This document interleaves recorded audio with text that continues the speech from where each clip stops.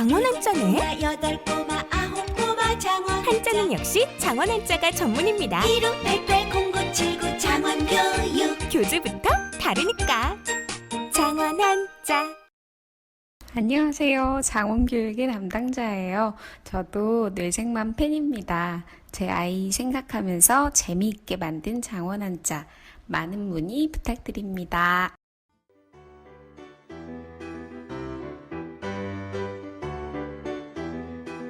네, 정신과 의사들의 실전 육아 이야기 뇌생맘 클리닉 10번째 방송입니다. 자, 먼저 청취자분들께 인사드리고 시작하도록 하겠습니다. 네, 안녕하세요. 몇 개월이냐? 아니, 늘 이런 식이네요. 이거. 네. 27개월 유리 아빠 정신건강의학과 전문의 허규영입니다. 규영이가 어제 외박하더니 약간 정신이 없는 것 같아요. 딸에 대해 잊어버린 것 같아요. 예, 안녕하세요. 인우, 준우 두 아들의 아빠인 김지용입니다. 네, 안녕하세요. 소아정신과 전문의 손인정입니다. 예, 그리고 저는 21개월 은호 아빠 오동훈입니다. 자, 저번 주가 추석이었죠. 이제 저희도 명절 맞아서 방송을 한 주 쉬면서 재충전하는 시간을 좀 가졌는데요. 어떻게 얼굴 보면니까 아닌 것 같긴 한데 재충전이라는 단어가 더 피곤해져서 지금. 다들 푹 쉬셨을 거라고 믿고, 아무튼 이번엔 특히 연휴가 좀 길었는데 각자 어떻게 보냈는지 얘기 좀 해보죠. 이제 늘 저희 육아인들 이야기를 먼저 했었는데 오늘은 순서를 좀 바꿔서 손인정 선생님 얘기부터 좀 들어볼게요. 네. 이번 추석은 대체 공휴일도 이틀이나 생겨가지고 정말 길었었는데요. 아, 이렇게 연휴가 긴 적이 있었나 그런 생각이 들더라고요. 또 인천공항 이용객 기록이 새로 쓰여졌다 할 정도로 많이 이제 여행을 가셨던 것 같고 그런 기사들도 있더라고요. 근데 네네. 또 대부분 병원이 대체 공휴일에는 진료 보시는 분들 편의를 위해서 운영을 좀 하다 보니까 저도 대체 공휴일에는 출근을 했었고요. 대신 이제 남는 휴일은 오랜만에 부모님 댁 내려가서 편히 쉬다 왔어요. 네. 다른 멤버분들은 좀 어떻게 보내셨나요? 뭐 정말 행복하면서도 뭐 힘든 기간이었는데 동훈이도 연락 와가지고 너무 힘들다 막 이러더라고요. 무슨 말이에요? 네. 연휴 기간 동안에 저도 꼭 해야 될 일이 있고 저희 뭐 이런 방송들 때문에 와이프도 해야 될 일이 있어가지고 서로 합의 후에 이렇게 3일 동안은 각자 서로 집 밖에 거의 종일 나가서 일을 하자라고 이렇게 합의를 했어요. 그래서 집에 남은 사람이 얘 둘 혼자 보기로 하고, 근데 이제 얘 둘 보는 거에 대해서 좀 익숙해졌다고 생각을 해서 자신 있게 그렇게 하자라고 시도를 했는데 그 익숙해졌다는 것 자체가 제 착각이었던 걸 또 깨달았고요. 아, 많이 힘들었어요. 근데 또 명절을 맞이해서 생각해 보니까 저희는 이제 양가 부모님이 다 서울에 계셔서 어디 멀리 가지도 않는데 예전에 저는 어릴 때 집에 차도 없고 그래가지고 고속버스 타고 대구 갔다가 대구를 거쳐서 진주에 갔다가 막 이렇게 다녔던 기억이 나거든요. 근데 애들 둘 데리고 먼 길을 다니셨던 부모님에 대한 존경심이 또 새삼 새록새록 이렇게 샘솟는 기회였던 것 같습니다. 맞아요. 그러게요. 네. 저도 유리 이제 데리고 버스 타고 다니면서 막 울고 이러면은 뭐 어떻게 안 되잖아요. 그러니까요. 진짜 어렸을 때는 어떻게 하셨나 싶더라고요. 맞아요. 어쨌든 뭐 다들 공감하실 테지만은 육아하는 것보다 일하는 게 나을 때가 있잖아요. 네. 네. 이제 종일 육아를 해야 되니까 이제 걱정을 많이 했었거든요. 본의 아니게 연휴의 딱 중간, 그러니까 추석 당일에 제가 병원 당직을 섰거든요. 그랬더니 와이프가 시댁에 혼자 두고 정말 그렇게 가면 어쩌냐 하면서 애절한 눈빛으로 쳐다보는데, 네. 저는 쉬러 가는 기분으로 좀 길을 떠났었습니다. 이 방송 들으시면 좀 많이 화나시는 거 아닌가요, 형수님? 근데 와이프도 그냥 가서 쉬고 오라고 그렇게 얘기를 했었거든요. 당직비는 없는 당직 아니에요? 스케줄에는 원래 없는 당직? 아니에요. 있어요. 자가당직. 아니, 있어요. 자원한 거 아니에요? 아니에요. 당직표도 다 보내줬다고요. 네, 이분들 큰일 날 사람들이네요. 그래도 어쨌든 저희 집에서는 제 동생이, 그리고 처가에서는 처제가 유리를 정말 많이 봐줬어요. 이제 뭐 그래서 저희 부부의 동생들이라서 착취당한 부분도 좀 있는 것 같은데 덕분에 영화도 좀 보고 걱정했던 것보다는 좀 수월하게 보냈습니다. 그런 도움이 이제 많이 네. 좀 힘이 되죠. 저도 아이와 함께 보내는 시간이 정말 너무 즐겁고 행복해서 이 순간이 멈췄으면 좋겠다라고 생각을 했었는데 예, 정말 시간이 멈춘 줄 알았습니다. 좀 이런 말씀 드려도 되는지 모르겠는데 솔직히 연휴가 열흘씩이나 될 필요는 없었던 것 같아요. 저희 이모님의 빈자리가 굉장히 좀 크게 느껴지더라고요. 아무튼 농담이고요. 이건 네. 아무튼 명절 치르랴 아이 돌보랴 고생하셨을 모든 부모님들께 박수를 보냅니다. 자, 그럼 본격적인 방송 시작해 보도록 하겠습니다. 오늘은 정말 많은 부모님들께서 고민하는 문제인 그것, 바로 아이의 수면 문제에 대해서 이야기를 해볼 텐데요. 저희가 이전에 한번 예고를 드렸었죠. 수면 특집 방송을 준비할 테니까 사연을 보내주세요. 이렇게 말씀드렸었는데 어떻게 사연이 좀 왔나요? 네, 생각보다 정말 많은 분들께서 사연을 보내주셨는데요. 저희가 방송 준비를 하는 도중에도 계속 이렇게 사연을 보내주셔서요. 모든 사연들을 한 방송에서 짧게 다루기엔 그 깊이가 아쉬울 것 같아서 이렇게 2화에 걸쳐서 나눠서 다뤄보기로 그렇게 했습니다. 네. 그래서 오늘은 먼저 온 2개의 사연을 소개해드리고 각각의 경우에 어떤 솔루션을 드릴 수 있을지 함께 고민해보고 이야기할 예정이고요. 네, 지금 방금 손윤 선생님이 말씀해 주신 것처럼 사연 주신 분들께 한 번에 다 답을 드리지는 못하게 됐는데요. 이에 대해서 좀 양해를 부탁드립니다. 이 뒤늦게 보내주신 사연들에 대해서는 다다음 방송인 12화에서 저희가 수면 특집 2부로 다뤄보도록 하겠습니다.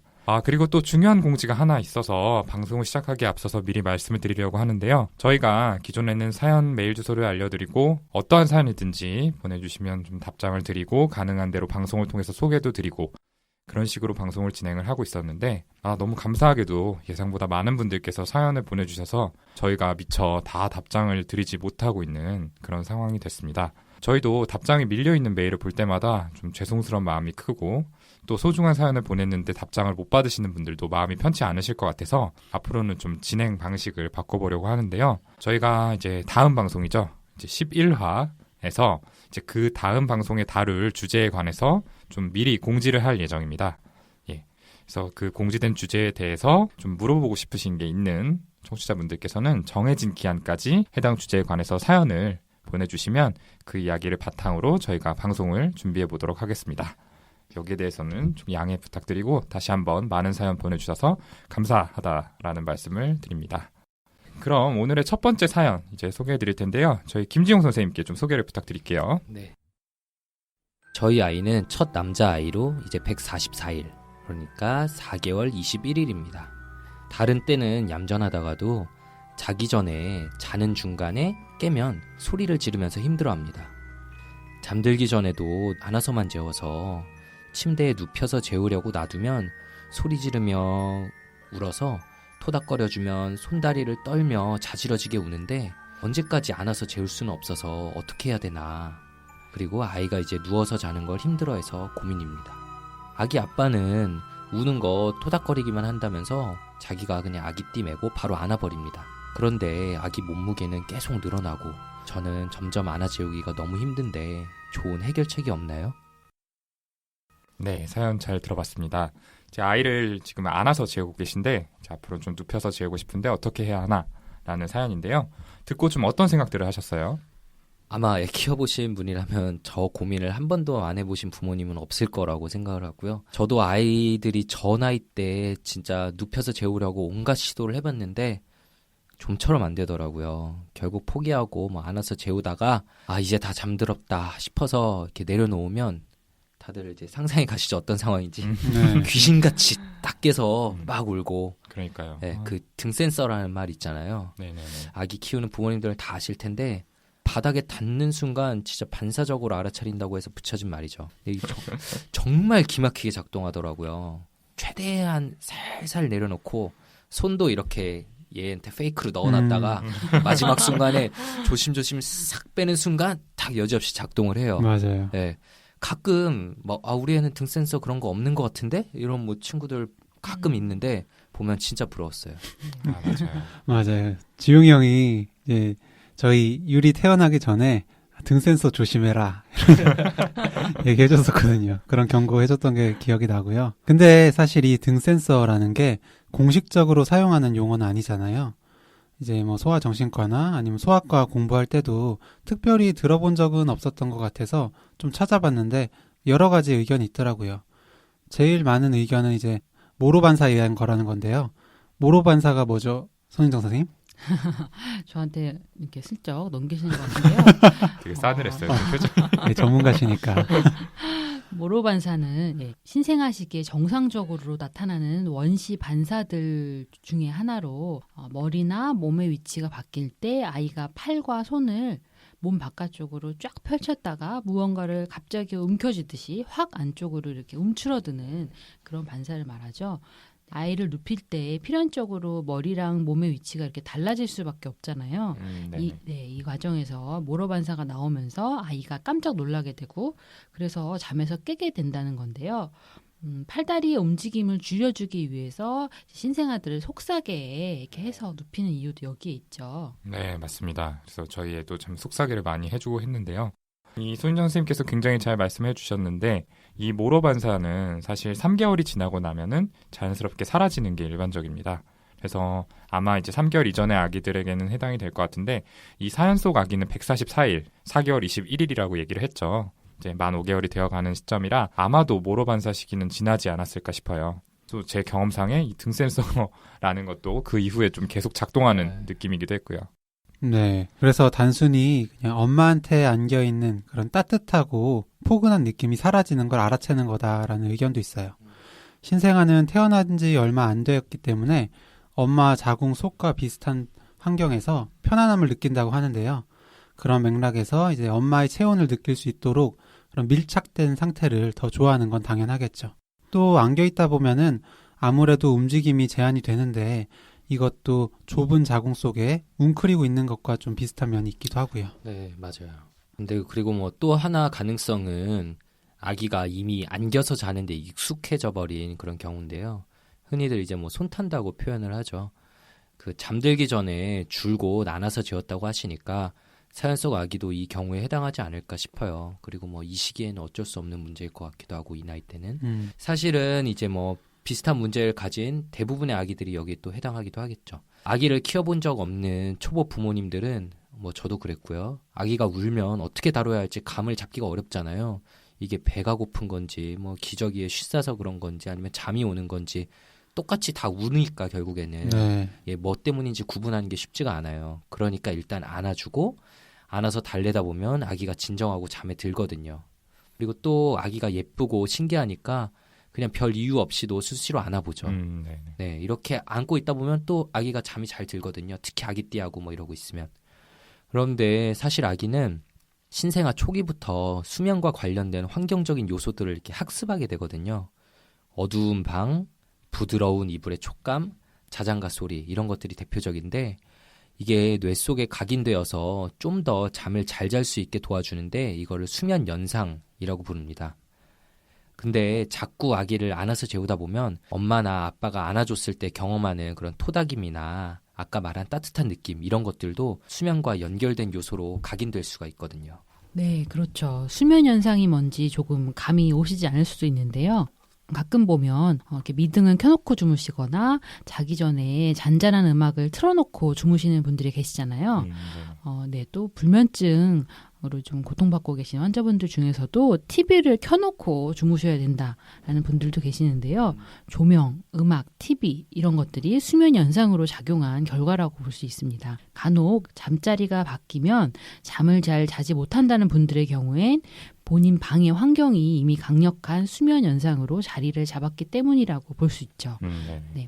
그리고 아이들도 마찬가지인데요. 특히 아이들은 자다가 깰 때가 많은데 이럴 때 수면 연상이 제공되어야 다시 잠들 수 있는 경우들이 있고 또 엄마 품이 수면 연상인 아기들은 다시 안아주어야만 잠을 자는 거죠. 네, 그리고 어떤 아기들의 경우에는 감각이 예민해서 잘 때 자세가 조금만 불편하거나 몸의 감각이 조금만 불편해도 잠에 들지 못할 정도로 각성이 되는 경우가 있어요. 네, 경험을 해보셨을 텐데 우리의 근육 그리고 관절, 건, 인대 이런 것들에는 신체에 대해서 무의식적인 인지를 하도록 하는 고유 수용성 감각계 프로프리오셉션이라고 하는 그런 체계가 있는데요. 이 고유 수용성 감각계는 뇌가 각성 상태를 조절하도록 돕는 데 아주 중요한 역할을 한다고 해요.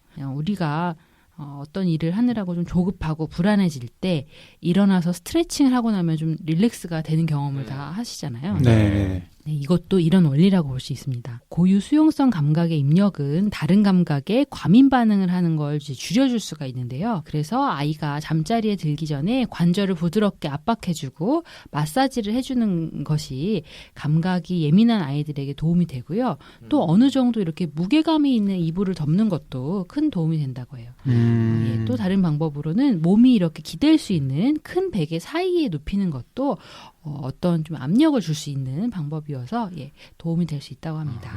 네, 이불 덮는 거하고 베개 사이 눕히는 거는 저도 그냥 스스로 학습해서 이렇게 하고 있었는데 이렇게 하니까 잘 자더라 이러고 네. 마사지 해주는 거는 생각을 못 하고 있습니다. 네, 저도요. 네, 말씀하신 대로 혹시 감각이 예민해서 잘 깨는 건 아닌지 여기에 대해서 좀 점검이 필요할 것 같네요. 이제 앞서 선생님들께서 말씀해 주신 대로 이 신생아 시기부터 수면 현상과 관련된 학습이 이루어지기 때문에 또 이런 것들이 한번 형성되면 바꾸기가 어렵기 때문에 수면 교육은 일찍부터 시키면 좋다라는 의견이 있습니다. 그래서 제가 최근에 본 책에서는 아기가 생후 6주가 됐을 때부터 수면 교육을 시작하라 이렇게 권유를 하고 있었는데요.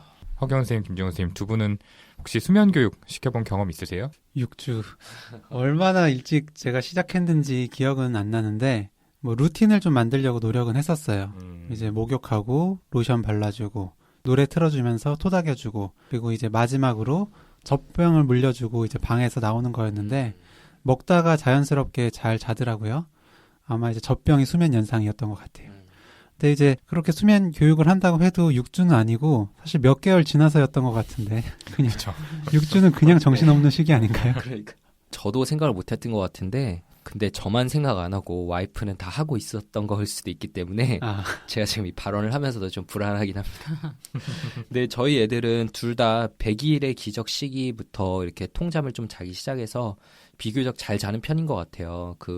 저희도 어릴 때 이렇게 좀 분유를 먹으면서 잠드는 경우가 많았거든요. 이렇게 먹다가 자기가 어느 정도 배부르면 옆으로 획 던지고 돌아 누워서 자더라고요. 그래가지고 그게 편하니까 어느 정도 나이가 들 때까지도 사실 그런 거를 수면 연상으로 계속 좀 사용을 했는데 좀 이따가 또 얘기를 해야겠지만 누워서 먹는 게 좋은 것만은 아니잖아요. 그래서 이제 끊어야 될 시기도 왔구나 생각을 하고 있고요. 어쨌든 와이프가 수면 교육을 참 잘 시킨 것 같고 와이프한테도 감사하고 애들한테도 고맙네요.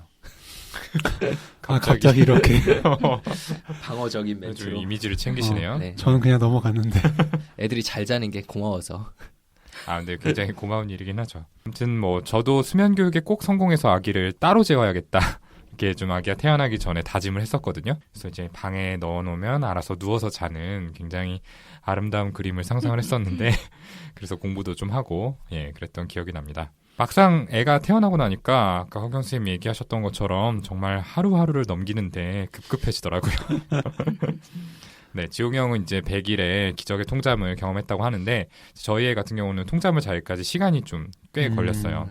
근데 그 사이에는 이제 거의 특히 초반에는 한두 시간마다 깨니까 가서 토닥이다가 자면 돌아오고 그러다가 다시 울면은 아기 방으로 가고 그렇게 했는데 새벽쯤에는 이제 정말 이제 정신도 몽롱하고 너무 힘들어서 그냥 아는 채로 소파에 그냥 기대서 자고 그랬던 기억이 납니다. 결국에는 이제 저희 아이도 사연자분 아기처럼 한동안 앉지 않으면 계속 울어서 좀 고생을 했었는데요.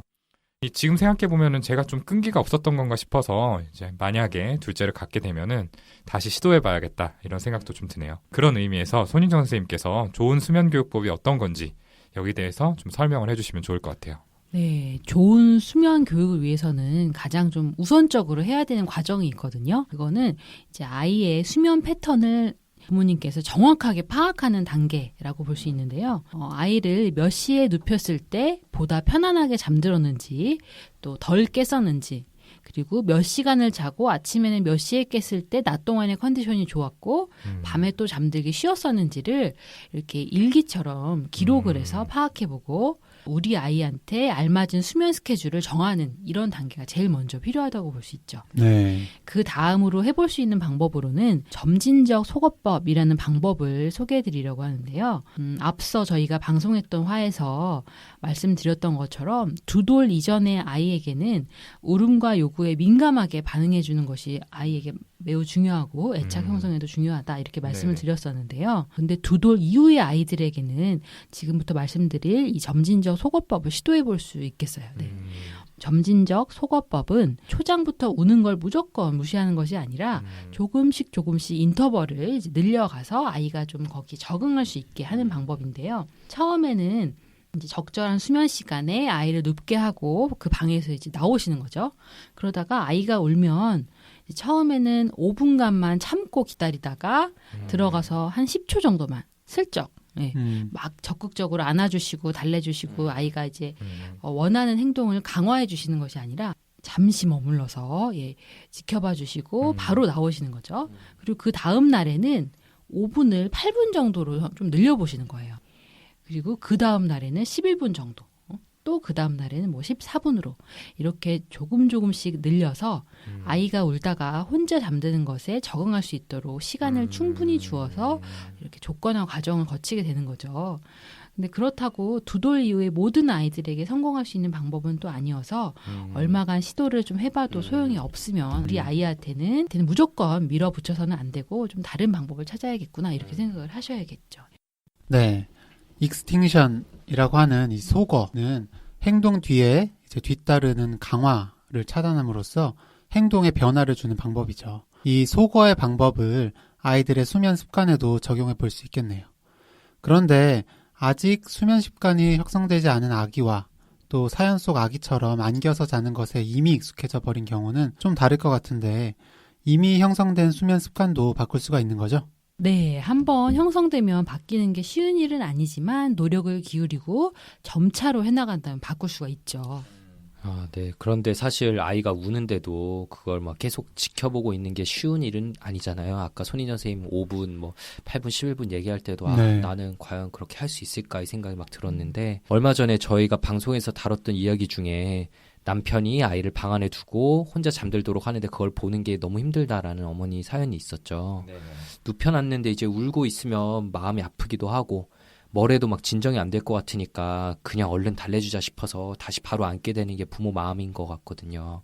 만약 근데 정말 보기가 안쓰럽다면 잠깐 안아서 달래주시는 것까지는 괜찮은데 아기가 진정이 되면 완전히 잠들기 전에 또 내려놓아야 한다는 게 중요한 내용인 것 같아요. 네. 여기서 필요한 게 또 부모의 끈기고요. 아까도 말씀드렸지만 한 번 잡히면 바꾸기 쉽지 않은 게 이제 수면 습관인 만큼 몇 번이든 반복해서라도 고친다는 각오를 좀 단단히 하시고 흐지부지 되지 않도록 강하게 밀어붙여야 될 필요는 있는 것 같습니다.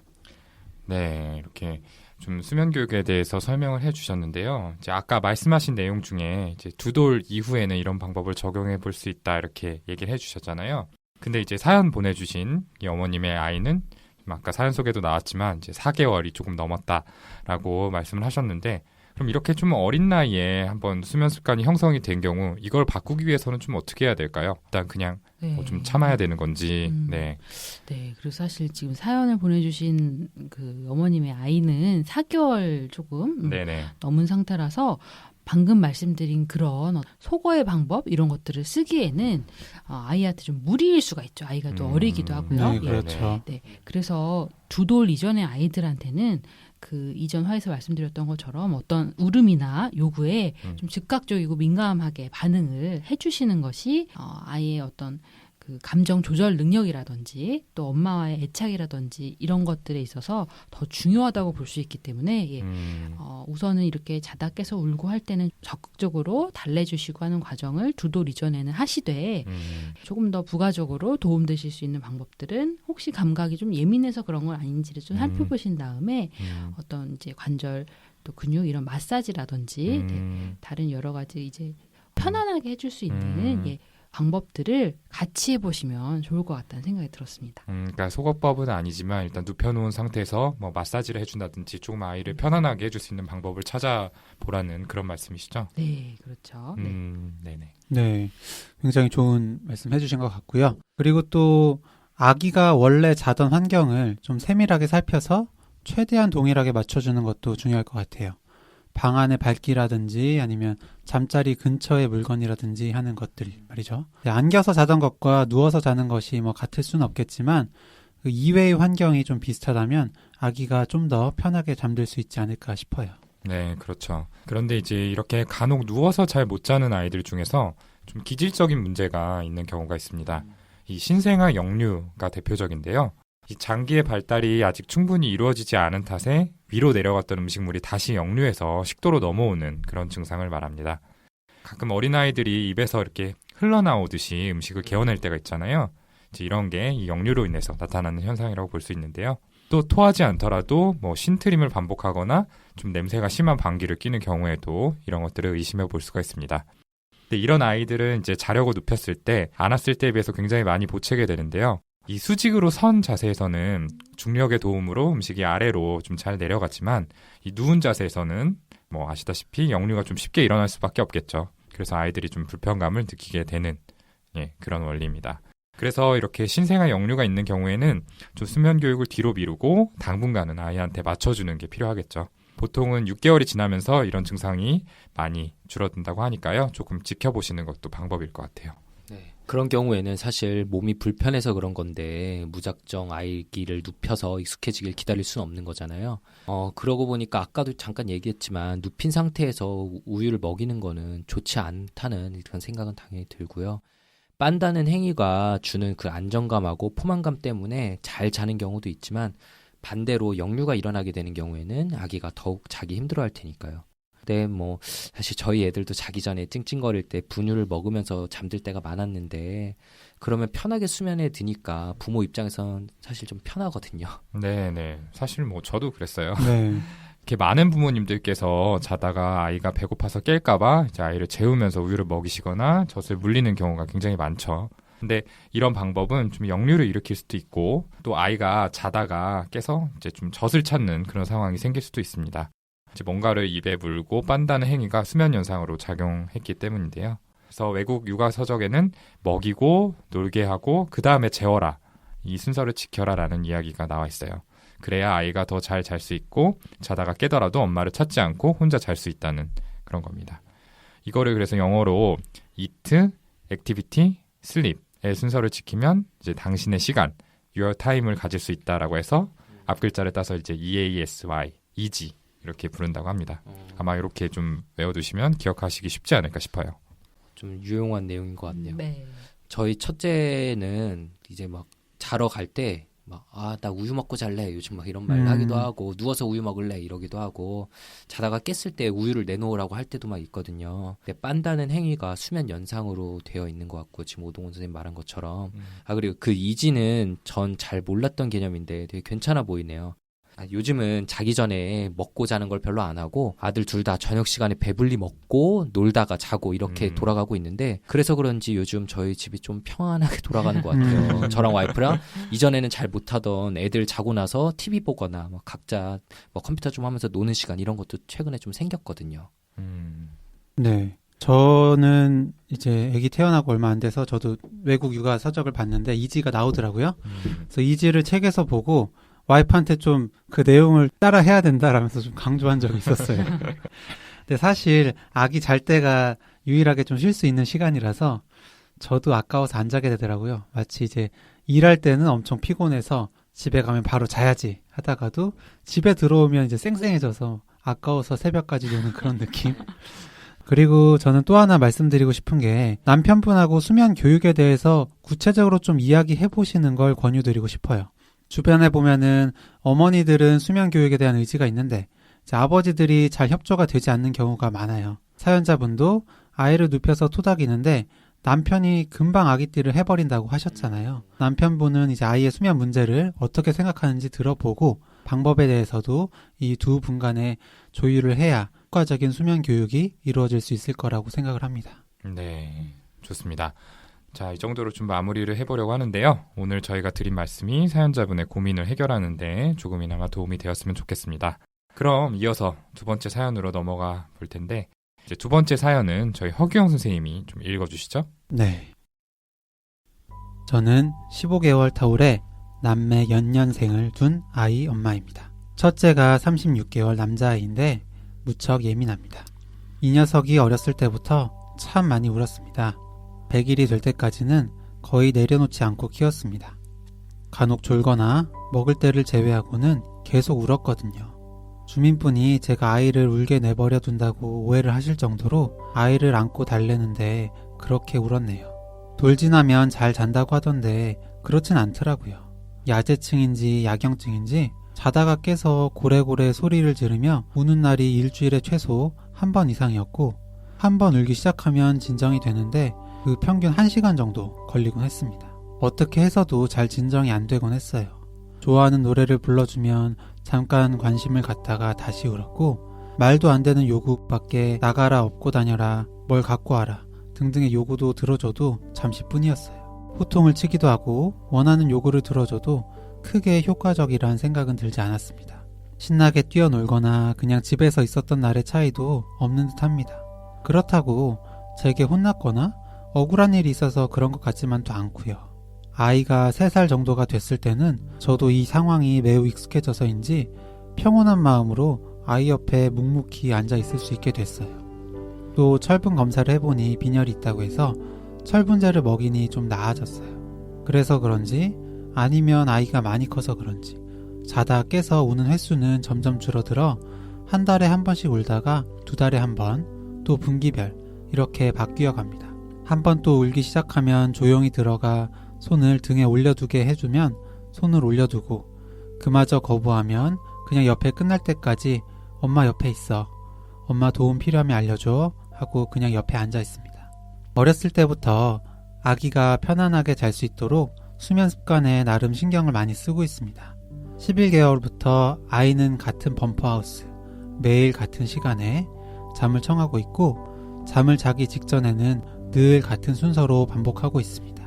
저녁, 목욕, 로션, 잠옷 갈아입기, 책 읽기, 불 끄고 자기. 아이는 애착 이불, 애착 베개, 애착 인형을 갖고 있으며 공갈 젖꼭지를 하다 2돌 지나 천천히 뗐습니다. 아기 때부터 핸드폰에 저장된 자장가 폴더 속 10여 곡을 반복 재생해 두고 잠들면 끄고 나갑니다. 잠자리에 들 때 틀었다가 꺼지는 백색 소음도 있습니다. 아이 방에는 암막 커튼을 쳐두었습니다. 램프를 약하게 켜두었더니 자다가 깨서 이것저것 발견하고 잠에서 깨길래 어둡게 해서 재우고 있습니다. 이렇게 하면 그나마 자는 편입니다. 함정은 다른 데서 아이를 재우는 게 무척 어렵다는 것이지만 말이에요. 아무튼 이렇던 아이가 이제 어느새 새 돌이 되었는데요. 이제는 한 5, 6개월에 한 번씩으로 텀이 늘어났네요. 온몸, 그러니까 팔, 다리, 목에 뻣뻣하게 힘을 주고 악을 쓰면서 울고 절 붙잡았다가 때렸다가 하기도 해요. 이 아이를 어떻게 도와주면 좋을까요? 조언 부탁드립니다. 네, 사연 잘 들어봤습니다. 사실 사연을 굉장히 상세하게 적어서 보내주셨는데 저희가 좀 시간 관계상 압축을 한 부분이 있습니다. 일단은 어머님께서 고생을 참 많이 하셨다 이런 생각이 드는데요. 저희 다른 선생님들께서는 좀 어떻게 들으셨어요? 네, 저도 어머님이 인내심이 진짜 강하신 분이다 이런 생각이 들었고요. 네. 보통 저 정도면 어머님들께서 많이 지치시거든요. 그죠. 네, 아이를 재우기 위해서 노력을 참 많이 하셨고, 사실 매주 한 번씩 그런 이벤트가 있을 때는 얼마나 힘드셨을까. 지금은 좀 아이가 커서 이게 인터벌이 늘어났지만 들으면서 진짜 정말 대단하다 이런 생각 들었습니다. 저도 정말 노력 엄청 하셨다는 인상을 받았고요. 대단하세요. 네. 네. 잠자기 전에 항상 같은 순서로 저녁, 목욕, 로션, 잠옷, 책 막 이런 일들을 반복하고 계신다고 하셨는데, 이걸 수면 의식, 영어로는 베드타임 루틴이라고 부르거든요. 자기 전 정해진 시간에 똑같은 행동을 매일 습관처럼 반복하는 건데요. 이런 습관적인 행동이 시작되면 졸린 느낌이 들면서 짜증 없이 잠자리에 들 수가 있게 되는 거죠. 앞 사연에서 저희가 수면 연상이라는 개념을 설명드렸는데, 이런 단계적인 행동 전체가 수면과 연결된 하나의 표상으로 아이에게 이제 각인이 되는 겁니다. 네. 그런 행동 말고도 다른 환경적인 부분들도 수면 연상으로 잘 이용하고 계신 것 같아요. 매일 같은 음악과 백색 소음을 틀어주신다는 것도 그렇고, 항상 방을 어둡게 유지해 주시는 것도 그렇고요. 또 애착 대상물을 마련해 주신 것도 좋은 시도로 보이네요. 네, 맞습니다. 또 이제 사연 속에서 말씀해주신 내용 중에서 낮잠하고 밤잠을 거의 이제 정확한 시간에 자게 하려고 한다라는 얘기도 있었는데, 저희가 앞 사연에 손윤정 선생님이 이제 수면 교육에 대해서 말씀하시면서 아이가 졸려하는 시간을 파악하고 규칙적으로 그것을 맞춰줘라 이런 내용이 있었죠. 그런 부분도 굉장히 잘 지켜주시고 계신 것 그러니까요. 같아요. 예. 어떻게 보면 사실 이 사연대로만 하는 것도 진짜 쉽지가 않은데. 그죠. 그러니까 이런 네. 과정이 있었기 때문에 그나마 아이가 이전보다 좀 잘 잘 수 네. 있게 된 거 아닌가. 전적으로 좀 어머님의 노력 덕분이 아닌가라는 생각이 듭니다. 네.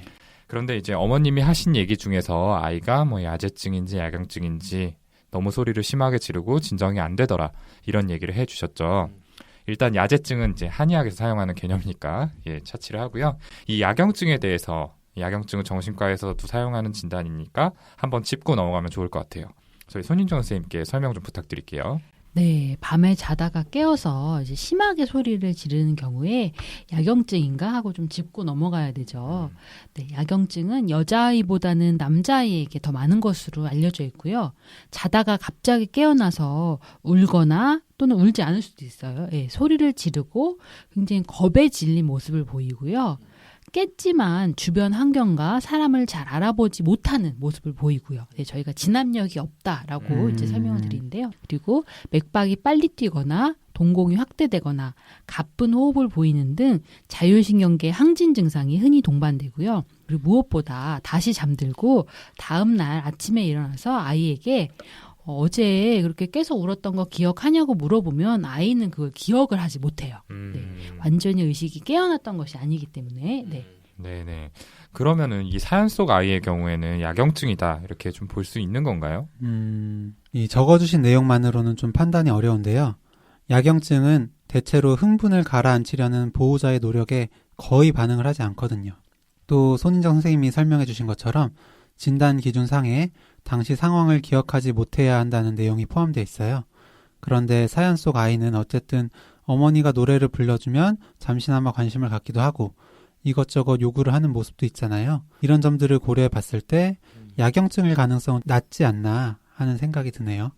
네, 전 궁금한 게 여기 다른 선생님들 집에서는 사연과 비슷한 경험이 한 번도 없었어요? 없었나요? 아, 저는 몇 번 있었거든요. 저희 집에서는 없었나 보네요. 있었어요. 지금 있었어요? 생각해 보니까 몇 번 네. 있었던 것 같아요.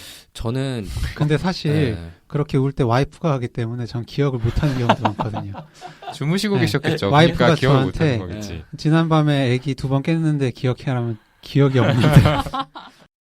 저는 뭐 정확히 언제까지인지는 기억 안 나는데 첫째가 요즘에는 뭐 그런 적이 없어요. 몇 달 동안 계속 그런 적 없는데 한 2돌 때 이전 정도에 자다가 깨서 막 진짜 악 쓰면서 소리를 지르고 뭘 해도 안 달래지던 경험이 한 5번 정도 있었던 것 같아요. 진짜 으악 막 이러는데 뭘 해도 안 되는 거예요. 막 네. 새벽 한 2, 3시 막 이런 시간인데 그래서 이게 정신과 의사로서 말하기 좀 부끄럽기도 한데 뭘 해도 안 되니까 이거저거 다 시도하다가 막 뽀로로를 틀어줬는데 신기하게 얘가 진정을 하고 보더라고요. 호통력의 위력이. 역시. 한밤중에 그걸 막 보는데 짧은 거 하나 보고 나면은 이제 군말 없이 다시 잠들고 했었는데 저도 그때 이게 혹시 내가 책에서 배웠던 야경증인가 이래서 좀 찾아보고 고민을 했었거든요. 근데 뭐 기억 못한다는 그게 또 진단 기준이 있는데 사실 애가 말도 안 통할 테니까 다음날 뭐 물어봐도 못 알아듣잖아요. 말도 안 통하고. 근데 이제 야경증의 진단 기준에 이렇게 기억을 못한다는 멘트가 들어있듯이 이거 병 자체가 주로 3돌 이후에 발생하는 병이거든요. 제일 많이 발생하는 시기는 만 3살 반 정도라고 하고요. 사연의 아이가 아까 허기영 선생님 말한 점들도 저도 그렇고 좀 야경증은 아니지 않을까 이런 생각이 저도 많이 들었고요. 이 사연 경우에는 어쨌든 기질적으로 굉장히 예민한 아이라는 생각이 들었어요. 저희가 사연 소개에서는 좀 내용을 압축하다가 제외했지만 아이가 정말 갓 태어난 직후에도 산후조리원에서부터 잠을 안 자고 울기로 유명했다는 얘기도 있었거든요. 너무 심하게 울어서 100일 전에는 아이를 아예 내려놓기 힘들 정도였다라는 말도 있으셨고요. 그래서 후천적인 양육도 중요하지만 이런 문제에서는 아이가 타고나는 기질이 중요할 것 같은데 손희정 선생님 그거는 좀 어떤가요? 그렇죠. 이렇게 특히 어린 아이들의 경우에 너무 중요하고요. 우리가 기질을 구성하는 9가지 요소가 있다 이렇게 얘기를 하는데요. 여기에는 아이의 어떤 활동성 그리고 수면이나 식이의 어떤 리듬 또 이제 외부의 적응 능력 이런 것들이 포함이 되죠. 수면은 기질이 정말 많은 부분을 좌지우지한다라고 볼 수 있고요.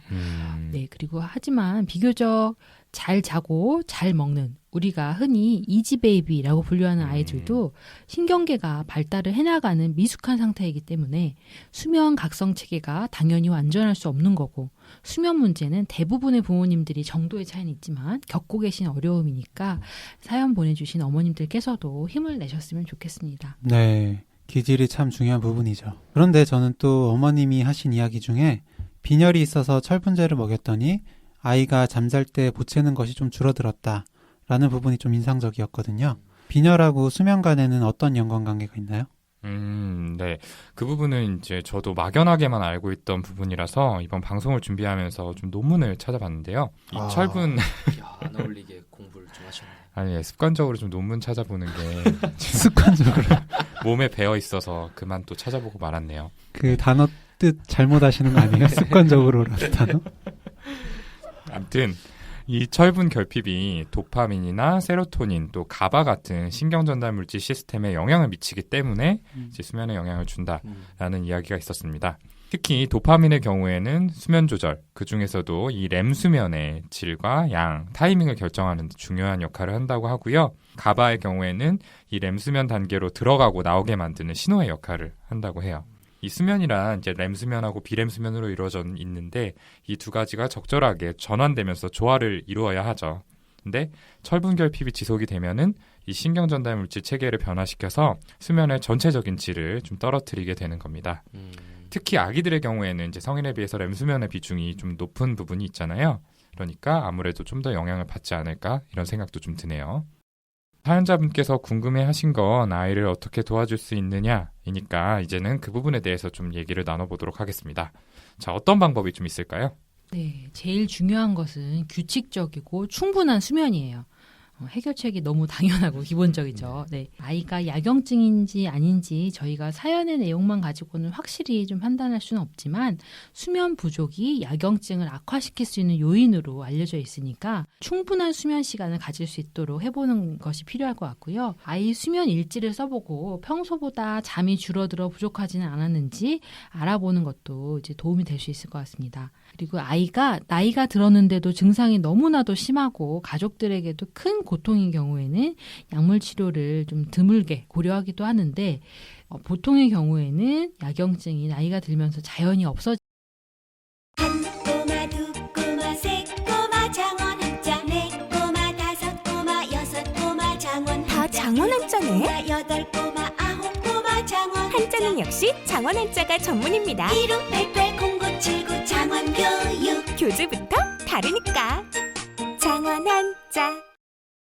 안녕하세요. 장원교육의 담당자예요. 저도 뇌생맘 팬입니다. 제 아이 생각하면서 재미있게 만든 장원 한자 많은 문의 부탁드립니다.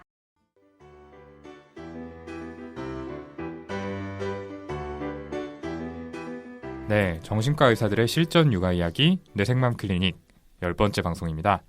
자, 먼저 청취자분들께 인사드리고 시작하도록 하겠습니다. 네, 안녕하세요. 몇 개월이냐? 아니, 늘 이런 식이네요. 이거. 네. 27개월 유리 아빠 정신건강의학과 전문의 허규영입니다. 규영이가 어제 외박하더니 약간 정신이 없는 것 같아요. 딸에 대해 잊어버린 것 같아요. 예, 안녕하세요. 인우, 준우 두 아들의 아빠인 김지용입니다. 네, 안녕하세요. 소아정신과 전문의 손인정입니다. 예, 그리고 저는 21개월 은호 아빠 오동훈입니다. 자, 저번 주가 추석이었죠. 이제 저희도 명절 맞아서 방송을 한 주 쉬면서 재충전하는 시간을 좀 가졌는데요. 어떻게 얼굴 보면니까 아닌 것 같긴 한데 재충전이라는 단어가 더 피곤해져서 지금. 다들 푹 쉬셨을 거라고 믿고 아무튼 이번엔 특히 연휴가 좀 길었는데 각자 어떻게 보냈는지 얘기 좀 해보죠. 이제 늘 저희 육아인들 이야기를 먼저 했었는데 오늘은 순서를 좀 바꿔서 손인정 선생님 얘기부터 좀 들어볼게요. 네. 이번 추석은 대체 공휴일도 이틀이나 생겨가지고 정말 길었었는데요.